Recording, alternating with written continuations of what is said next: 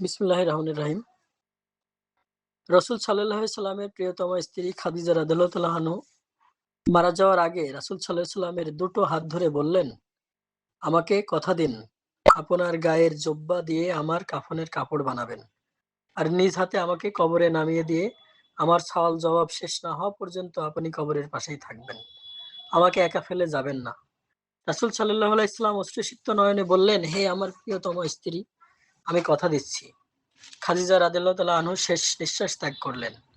গোসল জানাজা শেষ করে রাসূল সাল্লাল্লাহু আলাইহি সাল্লাম তার প্রিয়তমা স্ত্রীকে নিজেই কবরে শুইয়ে দিলেন এবং কবরের পাশে অশ্রুজল চোখে কবরের পাশে দাঁড়িয়ে রইলেন। হাবিবের এমন বিমর্ষ মানসিক অবস্থা দেখে মহান আল্লাহ ফেরেশতা জিবরাইল আলাইহিস সালামকে পাঠালেন। জিবরাইল আলাইহিস সালাম এসে সালাম দিয়ে জানতে চাইলেন, হে আল্লাহর রাসূল সাল্লাল্লাহু আলাইহি সাল্লাম, আপনি এভাবে আপনার স্ত্রীর কবরের পাশে দাঁড়িয়ে আছেন কেন? রাসূল সাল্লাল্লাহু আলাইহি সাল্লাম বললেন, হে, আমি প্রিয়তমা স্ত্রীকে কথা দিয়েছি, তার সওয়াল জবাব শেষ না হওয়া পর্যন্ত আমি এখান থেকে নড়ব না। জিবরাইল আলাইহিস সালাম বললেন, হে আল্লাহর রাসূল সাল্লাল্লাহু আলাইহি সাল্লাম, আপনি জেনে রাখুন, আল্লাহ তাআলা ঘোষণা করেছেন, খাদিজা রাদিয়াল্লাহু তাআলা আনহুকে করা মুনকার নাকিরের সওয়ালের জবাব আল্লাহ আরশে আজিম থেকে নিজেই দিয়ে দিবেন। খাদিজা রাদিয়াল্লাহু তাআলা আনহার মৃত্যুর পর প্রায়ই প্রতি রাতেই আয়েশা রাদিয়াল্লাহু তাআলা আনহার ঘুম ভেঙে গেলে উঠে এসে দেখতেন রাসূল সাল্লাল্লাহু আলাইহি সাল্লাম কান্নারত অবস্থায় আল্লাহর কাছে মিনতি করছেন।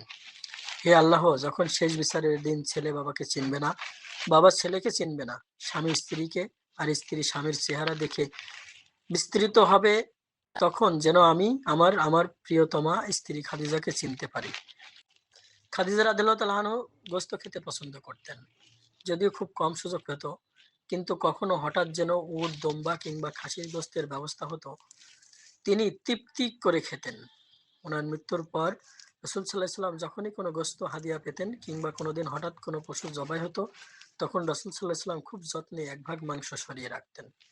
সেটা একটা পোটলায় ভরে মদিনার রাস্তায় চোখ মুছতে মুছতে হাঁটতেন, প্রিয়তমা খাদিজা রাদিয়াল্লাহু তাআলা এর কোনো বান্ধবীর দেখা পান কিনা সেই আশায়। কোনো বান্ধবীকে দেখলে পোটলাটা দিতেন। আল্লাহ সকল হালাল সম্পর্কের বারাকা দান করুক এবং প্রত্যেক সংসারকে আল্লাহর ভালোবাসা এবং স্নেহের আঁচলে আবৃত করুক। আমিন।